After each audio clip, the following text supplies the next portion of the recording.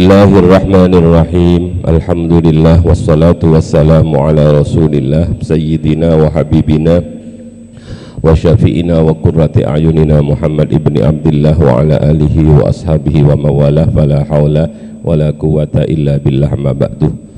Anak saya Mas Husen di sini.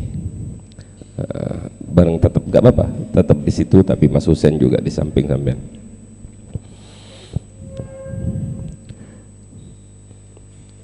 Anak-anak, insya Allah mudah-mudahan Allah memberikan izin, ridho, ma'unah, taufik, hidayah kepada kita. Setiap pagi kita akan ngaji adabul alim wal muta'alim.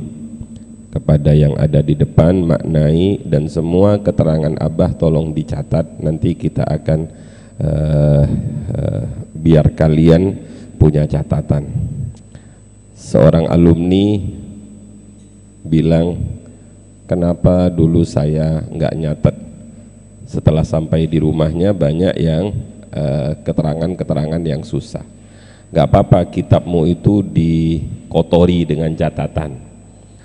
Kitabmu kotor, nanti hatimu padang. Tapi kalau kitabmu padang, pikiranmu bulat nanti di rumahnya. Jadi keterangan-keterangan Abah itu kalau bisa dicatat. Sebab kita ngaji adabul alim wal muta'alim ini, kita ngajinya agak ringan, santai, diterangkan, bukan model ngaji Ramadanan. Ya, jadi nanti samping-sampingnya juga dicatati. Kalau pagi kita ngaji adabul alim wal muta'alim, kalau malam setelah sholat isya wiritan jam 8 kita ngaji munajat al-hikam, munajat al-hikam mulai nanti malam. Bismillahirrahmanirrahim. Ayo kita mulai kitab adabul alim wal muta'alim. Muqaddimah. Bismillahirrahmanirrahim. Alhamdulillahi rabbil alamin, wa salatuhu wa salamuhu ala sayyidina Muhammadin ashrafil mursalin wa khatamin nabiyyin wa ala alihi at-tayyibin wa ashabihi at-tahirin ajma'in. Amma ba'du, faqad uruwiya an Aisyah radhiyallahu anha an Rasulillahi sallallahu alaihi wasallam qala haqqul waladi ala walidihi ayyuhsina ismahu wa yuhsina murdi'ahu wa yuhsina adabahu. Bismillahi kelawan nyebut asmani Allah, sifati Allah ar-Rahman kang moho Rahman. Kadang-kadang diartikan ar-Rahman itu welas asih umum terhadap orang muslim maupun orang kafir, sedangkan ar-Rahim zat kang welas asih khusus untuk orang-orang mukmin. Dalilnya wa kana bil mu'minina rahima. Jadi ar-Rahman itu lebih umum dibandingkan ar-Rahim. Alhamdu utawi sekabehani puji.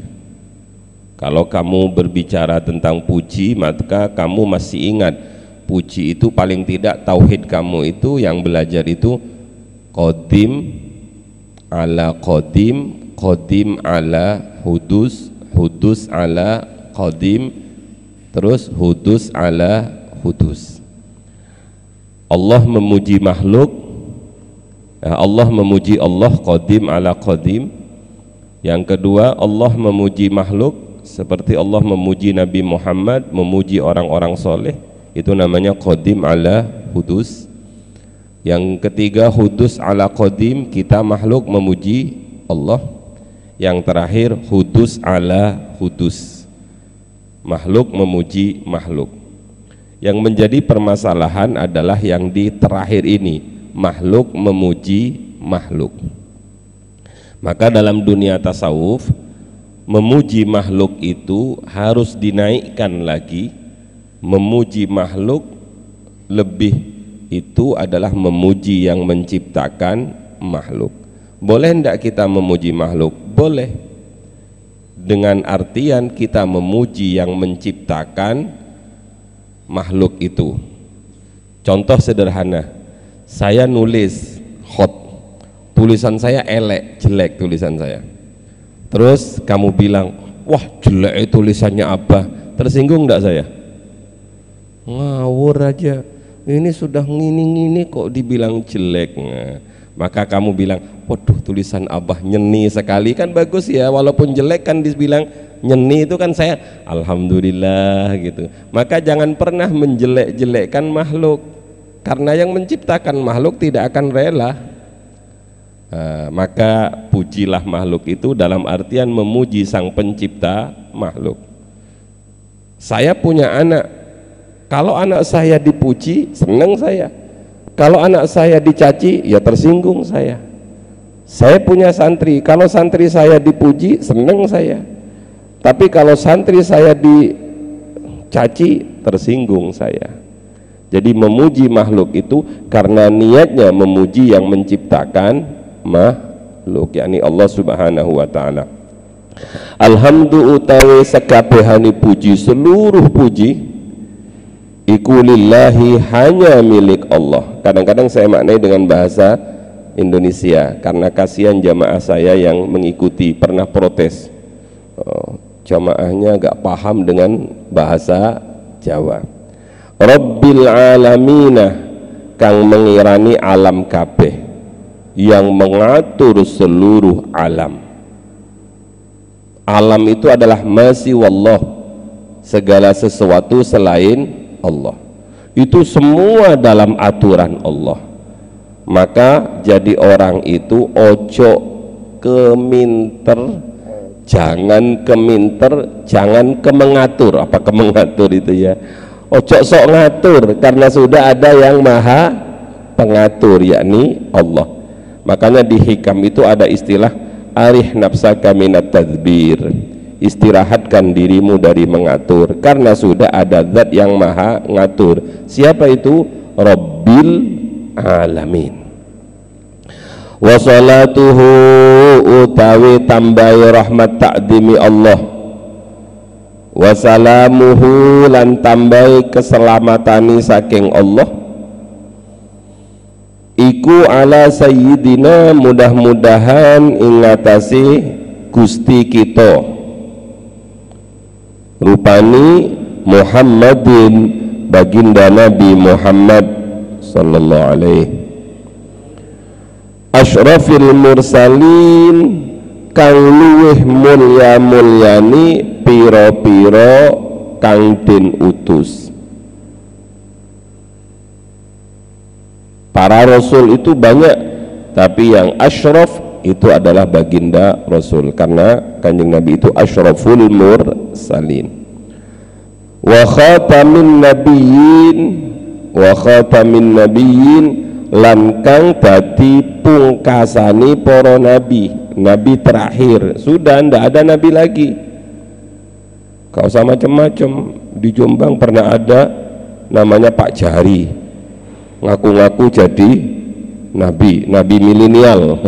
Sudah khatamul anbiya wal mursalin itu ditutup oleh baginda Rasulullah sallallahu alaihi wasallam sebagai penyempurna syariat dari nabi-nabi terdahulu.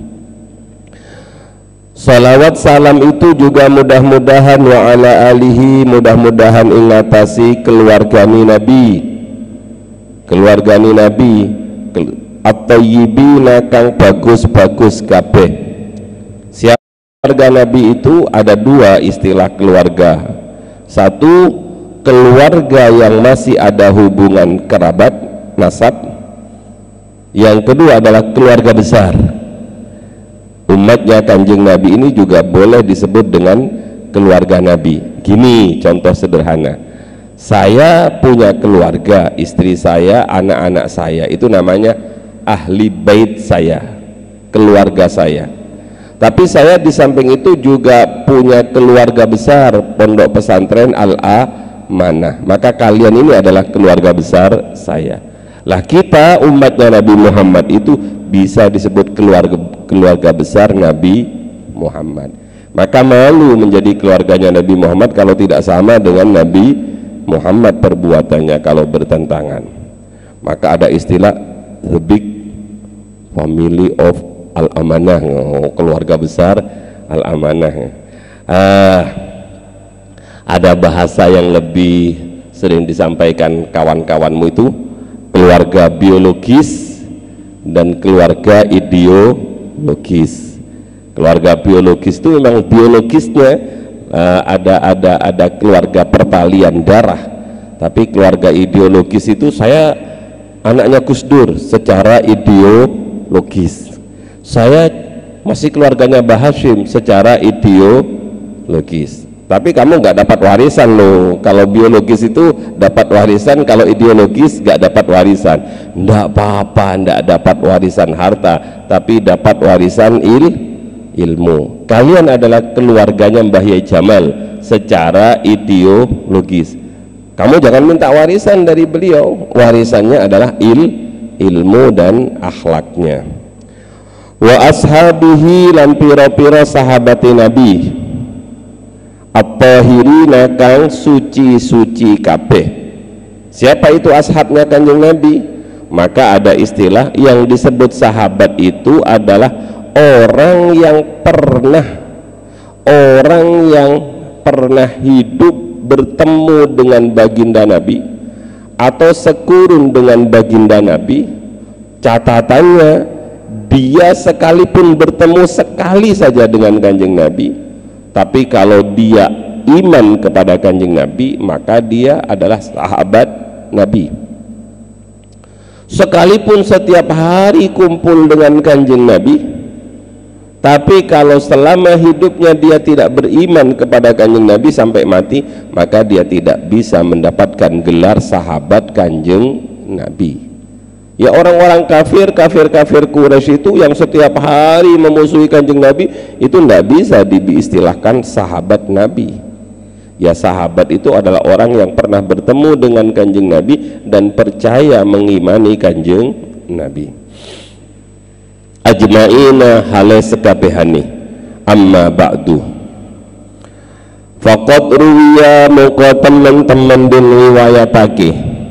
Sungguh telah betul-betul diriwayatkan an Aisyah saking ibunda Aisyah, salah satu ummahatil mukminin. Aisyah ini luar biasa mulianya. Kenapa? Karena Sayyidatina Aisyah ini adalah istri baginda Rasul, putri dari Sayyidina Abu Bakar, sangat amat mulia. Berapa banyak hadis-hadis yang diriwayatkan oleh Sayyidatina Aisyah, karena beliau memang adalah ahli ilmu. An Aisyah radhiyallahu anha saking ibunda Aisyah radhiyallahu anha an Rasulillah,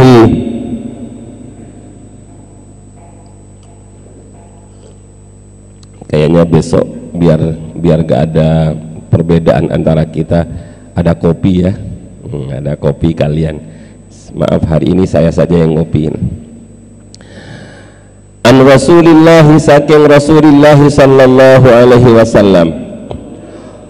Qala bersabda sapa Kanjeng Nabi. Isi sabdanya Kanjeng Nabi, haqqul waladi ala walidihi. Ingat, wawu pertama tidak ada alifnya, wawu kedua ada alifnya. Jangan salah dalam walad dan walid. Kalau walid itu orang tua, kalau walad itu anak. Malu dari pesantren nggak bisa membedakan antara walad dengan walid. Yang mulia orang tua saya, walada saya, oh jangan, walid. Hakul waladi utawi hake anak ala walidihi ing ngatasi wong tuwani walad iku ayyuhsina yen to bagusake sapa walid, ya walid, ya walid, ismahu ing namanya, ismahu ing namani walad, wa yuhsina, wa ayyuhsina, itu jangan wa yuhsinu tapi wa yuhsina, wa ayyuhsina lan yen to bagusake sapa walid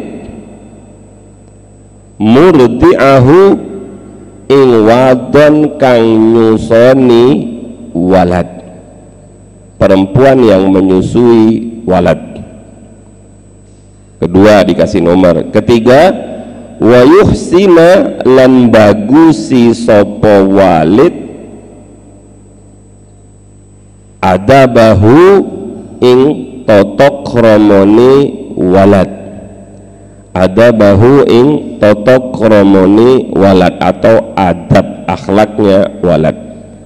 Cukup dulu, ayo kita bahas hadis yang pertama yang ditulis oleh Mbah Yai Hashim Asy'ari dalam kitab Adabul Alim wal Muta'allim ini mengambil hadis dari ibunda Sayyidatina Aisyah radhiyallahu anha. Ibunda Aisyah radhiyallahu anha itu mendapatkan hadis ini dari Kanjeng Nabi langsung.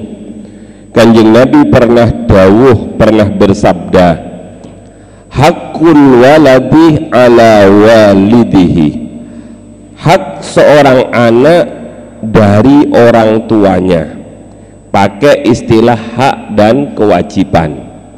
Jadi kalau hak anak yang harus dia terima dari orang tuanya, berarti kalau bahasa sampean kewajiban orang tua terhadap anak. Jadi haknya kalian sebagai anak dari orang tua kalian 3. Maka hak ini boleh kalian minta, karena ini adalah hak kalian, dan orang tua wajib memberikan 3 hal ini kepada anaknya, melebihi kewajiban-kewajiban yang lain. Kalau tidak diberikan, itu namanya dia ngambil haknya anak, tidak memberikan haknya anak. Ingat, hari ini kalian sebagai anak, tapi berapa tahun lagi ya kira-kira ya? Cak Burhan kira-kira berapa tahun lagi Cak Burhan? Kata Cak Yudi, saya dulu bah. Iya. Cak Yudi kira-kira berapa tahun lagi menjadi orang tua? Terserah Allah bah. Besok pun sampun siap. Hari ini kalian masih menuntut hak dari orang tua, tapi sebentar lagi berjalannya waktu kalian menjadi orang tua. Jadi ingat, hak seorang anak dari orang tua itu ada 3 dalam hadis ini. Yang pertama, ayyuhsina ismahu, memperbaiki, memberikan nama yang indah, nama yang baik. Ini bukan hal yang remeh. Pertama ini justru. Kenapa pertama? Ya karena nama itu adalah doa yang setiap hari dipanggil. Misalnya albab, oh kan albab bagus kan, liulil albab, inna fi khalqis samawati wal ardi wa ikhtilafil laili wan nahari ayatin liulil albab. Karena waktu itu saya yang urun nama ulul albab. Setiap dipanggil albab langsung ke Quran. Husain, namanya bagus-bagus. Coba namanya Cuilantai, gua ya namanya. Siapa namamu? Kenalkan, nama saya Cuilantai. Apa Cuilantai itu? Awas lo, hati-hati memberi nama yang bagus, sebab nama itu adalah doa. Setiap orang tuamu manggil kamu Muhammad, harapannya dia menjadi orang yang terpuji. Ahmad, mudah-mudahan dia menjadi orang yang terpuji, yang terpuji di dunia, yang terpuji di akhirat, yang dipuji di bumi dan juga dipuji di akhirat. Maka dianjurkan nama untuk laki-laki itu adalah kalau enggak Muhammad, Ahmad atau Abdun yang digabung dengan Asmaul Husna. Gak usah kakean goyo, gak usah kakean gaya. Namanya menghabiskan KTP itu panjang sekali, tapi nggak ada artinya sama sekali. Sudah ya, nggak usah diperpanjang. Kalau memberi nama, berilah nama yang terbaik. Coba lihat Mbah Yai kita. Contoh penulis kitab ini, Mbah Hashim Asy'ari, punya anak namanya Mbah Abdul Karim Hashim, Mbah Abdul Khaliq Hashim, Mbah Yusuf Hashim, Mbah Khadijah, Mbah Nyai Khadijah Hasim, Mbah Nyai Mbah siapa ya, Mbah Abdul Khaliq Hasim, Mbah Abdul Karim Hasim, semuanya namanya adalah bagus. Mbah Wahab, nama anaknya bagus. Mbah Hasbullah punya anak Abdul Wahab yang sering kita tawasul itu. Mbah Yai Fatah, Mbah Yai kita saja, Mbah Yai Fatah, nama anaknya bagus-bagus. Yang sederhana adalah panutan kita Mbah Yai Jamal, nama anaknya bagus-bagus. Muhammad Idris, Ummi Salamah, terus Basiratul Hidayah, Latifah Hidayati, Zuhratul Makkiyah, Abdul Ghafar Razin, semuanya namanya bagus. Dan ingat, nama yang bagus itu nanti ketika di akhirat lebih dahulu panggilannya dibandingkan nama yang jelek, nama yang tidak ada artinya. Coba bayangkan, nanti di akhirat orang kan bahasa Araban semua, tiba-tiba ada bahasa ya sudah lah, kata sampean lah, bah sudah terlanjur nama saya begini, diselamati, ayo diselamati, ditumpengi, diganti. Dulu pernah di Tebuireng itu ada nama seorang santri namanya Zulmani. Apa Zulmani itu? Zulmani muncrato opo mani. Mungkin orang tuanya memberi nama bagus, tapi karena tukang tulis ijazahnya salah. Itu mungkin saja, itu orang tuanya sudah bagus memberi nama, tapi yang nulis ijazah SD-nya salah, akhirnya salah, dan itu yang dipanggil oleh anak-anak. Begitu sampai di pondok oleh Mbah Yai langsung diganti namanya Zulmani. Wong kang duweni anu gerah. Penting nama ini karena nama adalah doa. Yang kedua, bagaimana caranya? Kalau kalian nggak punya koleksi nama, sudahlah tabarruk, ngalap barokah dengan nama-namanya orang soleh, dengan nama-namanya para wali, dengan namanya kiai-kiai kalian, bunyai-bunyai kalian. Nggak usah kakean bingung ilalang yang bergoyang, apa gak usah, tinggal nama kiai kalian, Abdul Wahab, Hashim, silahkan, Abdul Fattah, silahkan, kemudian dimodifikasi belakangnya pen ketok milenial, nggak masalah, tapi namanya tabarruk. Sebab begini anak-anak, pernah ada satu kisah, ada orang yang ditakdir sudah harus masuk neraka karena Allah mendapatkan permohonan dari baginda Nabi. Semua umatnya Nabi Muhammad itu katakan Nabi, kulo boten tenang, kulo boten senang, kulo pingin semua umat kulo masuk surga. Tinggal orang satu yang belum masuk surga. Allah Maha tahu, tapi kemudian Allah berdialog dengan malaikat, hei malaikat, tinggal satu itu yang belum dipindah ke surga, pindahan, tapi tanya dulu, dia namanya mirip enggak dengan kiai. Pertama itu yang ditanyakan, dia namanya mirip enggak dengan Nabi Muhammad, dia namanya mirip enggak dengan para kiai, dia namanya mirip enggak dengan orang-orang soleh. Malaikat kemudian bilang, wah ya Allah, boten ya Allah, namanya ya kayak tadi itu loh, cuilan teng gitu, cuilan genteng, cuilan seng, boten ya Allah. Allah bilang begini lagi pada malaikat, hei malaikat, tanyakan pada dia apakah dia bersahabat dengan kiai? Kamu sahabat enggak dengan kiai? Pernah koncoan enggak dengan kiai? Waduh, enggak, saya biasanya di tempat dugem, terus mana ada kiai di situ. Anu ya Allah, enggak ya Allah. Dia bertetangga enggak dengan kiai? Tetanggamu kiai enggak? Enggak tahu, saya enggak punya tetangga. Pokoknya gampangannya tidak. Akhirnya ditanya lagi oleh Allah, bilang pada dia, apakah dia punya kawan yang kawannya punya kawan kiai? Tanyai, enggak ya Allah. Apakah dia punya kawan, kawannya punya kawan, dan kawannya itu punya kawan kiai, punya kawan orang soleh? Enggak ya Allah. Terus dikejar, apakah dia punya kawan yang kawannya punya kawan, yang kawannya itu punya kawan, yang kawannya itu punya kawan, dan berkawan dengan orang soleh? Ini pentingnya bermujalasah dengan orang soleh. Ya, ayo, nama yang baik. Sebagai penutup keterangan, banyak sekali kalau kita ingin berbicara tentang hebatnya memberi nama yang baik. Ada seorang yang waktu itu mengadukan kepada Sayyidina Umar tentang jeleknya dirinya karena ditukani oleh Sayyidina Umar. Begitu ditanya, kamu kok seperti ini? Dia kemudian menuntut begini, ini semua karena saya diberi nama oleh orang tua saya dengan nama jelek. Apa namanya? Saya diberi nama kelelawar hitam. Apa ya? Al-Khafazul Aswad, sang kelelawar hitam. Akhirnya ya koyok kelelawar itu. Nama yang baik sudah.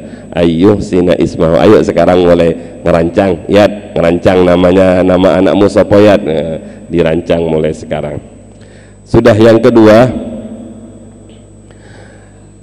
wa yuhsina murdi'ahu, hak anak yang harus diterima dari orang tuanya, kewajiban orang tua yang harus diberikan kepada anaknya, memperbaiki perempuan yang nyusui.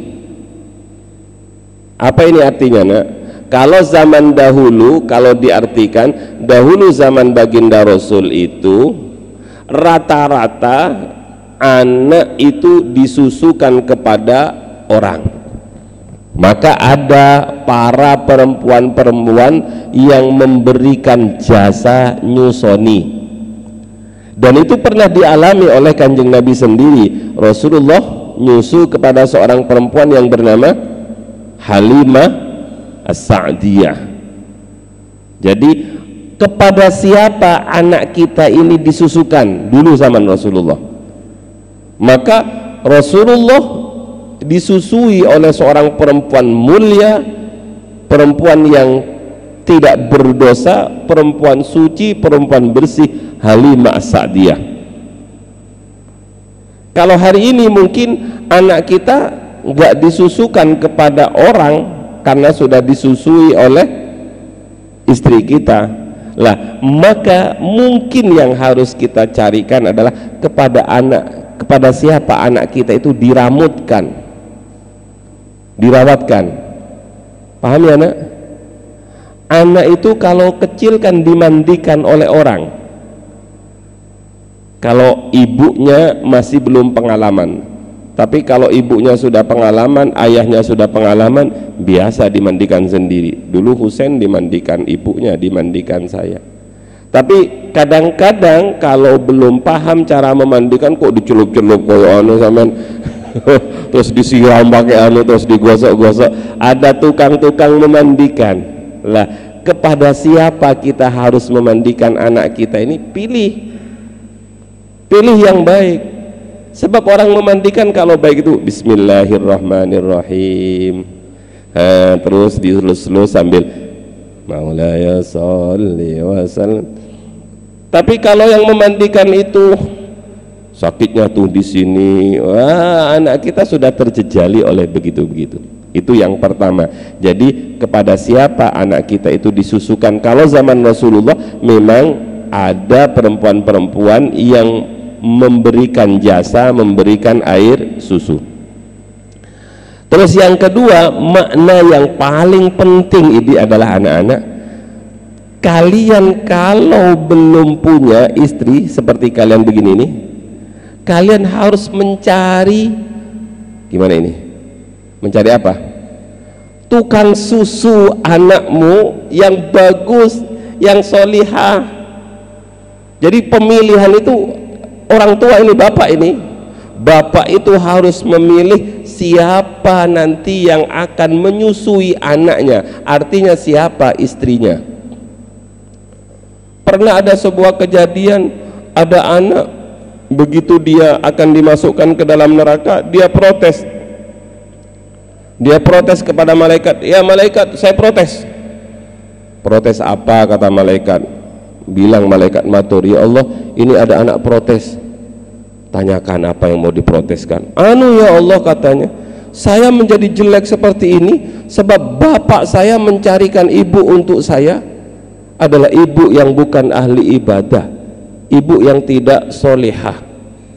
Nah, disinilah pentingnya kata baginda Rasul mencari calon ibunya anak-anak yang bagus. Makanya dalam Al-Quran bahasanya itu wala amatum, ikuti saya, wala amatum mu'minatun khairum min musyrikatiu walau a'jabatkum. Wala amatun mu'minatun, amat budak asalkan dia beriman, sekalipun dia sauda gitu ya, sauda itu hitam, wis budak hitam tapi dia beriman, khairun, jauh lebih baik, mim musyrikatin, daripada perempuan-perempuan musyrik, walau a'jabatkum. Apa artinya walau a'jabatkum? Sekalipun menggiurkan gitu, sekalipun membuat kalian terpesona, maka agamalah yang menjadi patokan anak-anak ya, agama yang menjadi patokan. Wis gak usah kesuwen, gak usah angel-angel, sampean pasrah saya sama Abah. Wahyu bilang, kalau pasrah jenengan Bah, siap. Tapi yang mana kok dike ini kurang niki Bah, dike ini wah kurang tinggi sedikit Bang, terus kurang putih sedikit. Wis gak usah kakian pilihan, wis kalau dibilang ini istikharahnya bagus, bismillah ya, pakai istilah wala amatum mu'minatun khairum mim musyrikatiu walau a'jabatkum. Anak-anak, kenapa perempuan ini penting? Sebab yang menjadikan kita laki-laki ini mulia adalah satu, ibu kita. Maka ibu yang hebat pasti akan melahirkan anak yang hebat. Kita sebagai anak, kalau hari ini kita bisa menjadi orang yang ahli ibadah, itu karena ibu kita adalah orang yang ahli ibadah. Bahasa sindirannya Al-Quran terhadap ibu itu adalah nisa'ukum harsul lakum fa'tu harsakum anna syi'tum. Gak usah bahas waktunya, kalau bahas waktu harsakum anna syi'tum itu nanti. Nisa'ukum harsul lakum, istri kalian adalah ladang-ladang kalian, tanah-tanah kalian. Kualitas pohon, kualitas buah itu tergantung kualitas media tanam. Oh, bahasanya orang perkebunan begini, saya belajar nanam-nanam pohon itu kepada banyak orang. Wah Gus, sing penting media tanamnya. Apa maksudnya media tanamnya? Pot itu Gus diisi tanah-tanah yang subur, kemudian dikasih pupuk, kemudian tancapkan pohon ini, pasti begini hasilnya. Berarti penting, yang penting potnya apa tanahnya? Ya tanahnya. Makanya bahasa Al-Quran adalah nisa'ukum harsul lakum.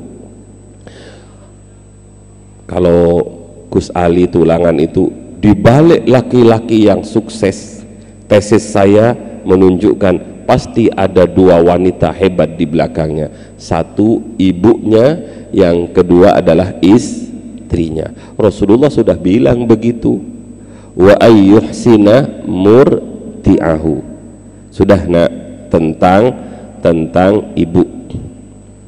Bismillah, ayo bismillahirrahmanirrahim. Ikuti saya, bismillahirrahmanirrahim. Ya Allah, sakniki kula di masjid niki nyuwun ibunya anak-anak yang bagus. Nah, ya sudah, mulai sekarang sudah dengan hak hadis ini, ya Allah paringi santri-santri kula niki istri-istri yang bagus, istri-istri yang baik. Sebab istrimu yang baik akan melahirkan anakmu yang baik. Terus anak-anak bahasanya kok pakai murdiah, pakai susu. Seakan-akan ini memberi pelajaran bagi kita bahwa makanan itu penting bagi perkembangan jiwa anak. Asupan itu sangat luar biasa dalam hal mempengaruhi fisik anak. Maka saya pernah nulis tentang air susu ini ketika saya nulis tafsir haulaini kamilaini liman arada ayyutimmar radha'ah. Kualitas air susu itu sangat penting. Maka ada istilah apa ya? Usia emas. Usia emas itu usia anak-anak yang harus mendapatkan air susu dari seorang ibu, dan itu tidak bisa tergantikan, nggak bisa tergantikan air susu, kualitas air susu dari wanita yang solihah. Sampai-sampai Ibu Nyai Jalil itu memberi nasihat kepada istri saya sampaikan kepada kalian agar kalian juga ikut memperhatikan ketika istri kalian nyusoni nanti. Kalau mau nyusoni anak itu, katanya Mbah Nyai itu jangan ke susu kiri, sebab rata-rata gampangnya kan ke susu kiri, sebab posisi orang gendong itu kan begini, kecuali dia kidal. Maka katanya Mbah Nyai itu, tetekkan, susukan anakmu yang bayi itu ke susu sebelah kanan sebagai permulaan, habis itu pindah ke susu kiri. Ini kalau nggak ngaji nggak ada pelajaran ini di dunia kedokteran ini. Ya harus ke kanan, ibda'u biyaminik, mulailah dari yang kanan dengan dalil innas sofa wal marwah. Jadi dari yang susu kanan dan lain sebagainya. Itu tentang pentingnya air susu. Nah, kalau wanita itu solihah, kalau wanita itu baik, tentu makanan yang dia makan adalah makanan yang halal. Dan ini juga peran dari seorang suami juga. Suami yang hebat itu pasti dia akan memberikan makanan yang halal kepada istrinya. Jangan pernah memberikan makanan yang haram, syubhat saja jangan. Sebab makanan yang dikonsumsi oleh istrimu kelak itu akan menjadi sari-sari yang akan menjadi air susu dari istri itu. Kalau yang dimakan itu makanan haram, maka sejak kecil anak itu sudah masuk barang-barang haram. Makanya banyak cerita-cerita wali-walinya Allah itu, wali-walinya Allah salah satunya Syekh Abdul Qadir Al-Jilani itu, kalau disusui oleh ibunya subuh itu wis gak gelem nyusu kalau bulan Ramadan. Begitu dur maghrib baru nyusu. Wah, itu wali-walinya Allah. Kalau kita mulai pagi sampai ketemu pagi nyusu terus. Wali-walinya Allah itu kadang-kadang ketika disusui gak gelem ngedot. Kenapa? Karena ibunya belum bilang Bismillahirrahmanirrahim. Maka inilah beberapa inti wa yuhsina murdi'ahu, wa yuhsina murdi'ahu. Cari istri yang akan menyusui anak-anak kita itu yang solihah. Sebagai penutup, kalian tahu kisah Sayyidina Umar ibn al-Khattab radhiyallahu anhu. Suatu saat Sayyidina Umar itu jalan-jalan, Begitu jalan-jalan, beliau berhenti di sebuah gubuk reot yang masyhur itu loh ceritanya. Begitu berhenti di gubuk reot, di dalam gubuk reot itu ada dialog antara seorang ibu dengan anaknya. Kata ibunya, "Nak, campur air susu itu dengan air." Oh, berarti kita tahu bahwa pemilik rumah ini adalah bakul susu eceran. Bakul susu eceran. Resikonya yang eceran-eceran itu biasanya nggak murni. Ada karena ingin laba maka ditambahi. Apa katanya anak itu? "Demi Allah saya tidak mau, Bu, karena khalifah kita melarang." "Sudahlah nak, lakukan, khalifah tidak tahu." Apa kata sang anak itu? "Demi Allah saya tidak mau, Bu, sekalipun khalifah Sayyidina Umar tidak melihat saya, tapi Allah melihat saya." Ini namanya murdi'ah yang bagus ini, yang sudah punya sifat muraqabah. Singkat cerita, akhirnya perempuan ini diambil mantu oleh Sayyidina Umar. Singkat cerita, kemudian dinikahkan dengan Asim kan. Habis itu dia punya anak, kelak anaknya bernama Umar bin Abdul Aziz. Punya anak namanya Aziz. Aziz nanti punya anak Umar, sehingga Umar itu disebut dengan Umar bin Abdul Aziz. Dalam bahasa sejarah disebut khalifah kelima, khalifah yang kelima, atau dalam bahasa yang lain Khalifah Umar jilid 2. Saking tegasnya, saking adilnya. Banyak tentang kehebatan ini. Ada lagi, siapa Imam Syafi'i itu? Biasanya orang mengatakan hebatnya Imam Syafi'i ini dinisbatkan kepada siapa itu? Ayahnya yang tidak mau makan itu apa? Itu loh, buah delima yang kentir itu loh.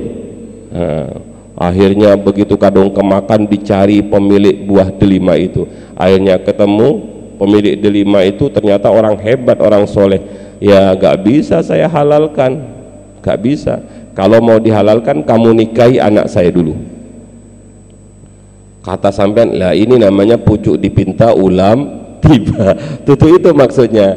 Tapi diuji begini, tapi kamu harus tahu anak saya punya banyak keterbatasan. Dia buta, dia tuli, dia bisu, dia pincang, dia semple. Katanya sampean gimana? Kalau sampean gimana? Syarat yang lain sajalah Pak, jangan itu terlalu berat. Apa yang bisa diambil dari perempuan begitu? Tapi ayahnya Imam Syafi'i, bismillah, iya. Ternyata yang dimaksud buta itu karena tidak pernah melihat maksiat. Yang dimaksud tuli itu karena tidak pernah mendengar maksiat. Yang dimaksud bisu itu adalah tidak pernah berbicara maksiat. Yang dimaksud kakinya lumpuh itu tidak pernah berjalan ke tempat maksiat. Yang dimaksud tangannya itu lumpuh tidak pernah berbuat maksiat. Ini yang kadang-kadang dilupakan oleh kalian, sehingga kehebatan Imam Syafi'i itu seakan-akan hanya didominasi oleh siapa? Oleh siapa? Oleh ayahnya saja. Karena ayahnya begitu sangat hati-hati dalam hal makan. Kamu harus lihat siapa ibunya. Lebih hebat mana antara ayahnya dengan ibunya? Kalau saya melihat ibunya yang luar biasa itu. Matanya, telinganya, mulutnya, kakinya, tangannya, semuanya bersih dari maksiat. Maka lahirlah orang yang hebat yang bernama Imam Asy-Syafi'i. Wa yuhsina murdi'ahu. Yang terakhir, wasiat Kanjeng Nabi, hak anak dari orang tua atau dibalik kewajiban orang tua yang harus diberikan kepada anaknya adalah wa yuhsina adabahu, memperbaiki adab, didik akhlak. Nah, ini kalau diperpanjang besok saja sudah terlalu lama. Wa yuhsina adabahu, intinya adalah at-tasawuf kulluhu al-adab. Pelajaran tasawuf itu muaranya, intinya, akhirnya kepada adab. Oleh karenanya Kanjeng Nabi tahu innama bu'istu liutammima makarimal akhlak. Dalam riwayat yang lain, innama bu'ithu liutammima mahasinal adab. Dalam riwayat yang lain ada innama bu'ithu liutammima mahasinal adab, adab yang bagus. Saya kira ini pertemuan kita hari ini, mudah-mudahan bisa dilakukan, amin, Allahumma amin. Walaupun bukan sekarang ya, bukan sekarang mencarikan ibu yang bagus itu, jangan sekarang, haknya anak belum sekarang, sekarang masih kulaan ilmu dulu. Semoga bermanfaat. Bismillahirrahmanirrahim. Rabbi fanfa'na bi barakatihim wahdinal husna bi hurmatihim wa amitna fi tariqatihim wa mu'afatim minal fitani. Bismillahirrahmanirrahim. Allahumma inni astaudi'uka ma 'allamtanihi fardudhu ilayya inda hajati ilayhi wa la tunsinihi ya rabbal alamin. Assalamualaikum warahmatullahi wabarakatuh. Allahumma salli ala sayyidina Muhammad.